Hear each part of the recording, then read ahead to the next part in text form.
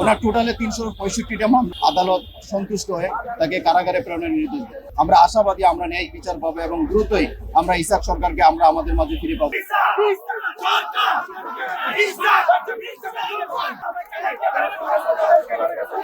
সেই 1998 সাল থেকে মামলায় সেঞ্চুরি করে আজকে ট্রিপল সেঞ্চুরি অর্থাৎ 365টি মামলার আসামি তিনি হচ্ছেন যুবদল কেন্দ্রীয় সংসদের সাবেক সাংগঠনিক সম্পাদক এবং সেই আমাদের দেশনেত্রী বেগম খালেদা জিয়ার ছোট্ট ইসাক সরকার থেকে আজকে যিনি জননেতা ইসাক সরকার, ওনাকে ফেসিস্ট হাসিনা শাসনামলে তার পাতানো আদালতগুলো আত্মপক্ষ সমর্থনের সুযোগ না দিয়ে রাতের আধারে সাক্ষী এবং সাক্ষ্য গ্রহণ করে 6টি মামলায় প্রায় 22 বছর 6 মাসের কারাদণ্ড প্রদান করেন।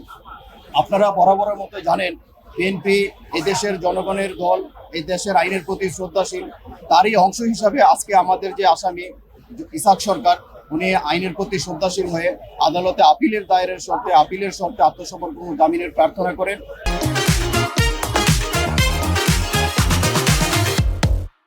আজকে আমরা ওনার 6টি মামলায় জামিনের প্রার্থনা করি, আদালত সন্তুষ্ট হয়ে তাকে কারাগারে প্রেরণের নির্দেশ দেয়।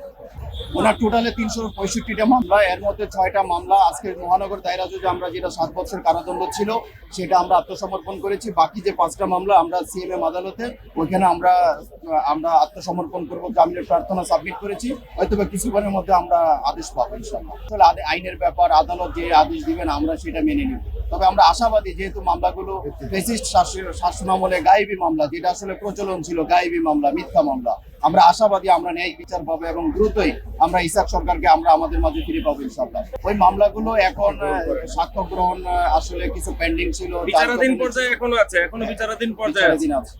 আসলে হয়রানি করার জন্য, বিরোধী মতের নেতা কর্মীদের হয়রানি করার জন্য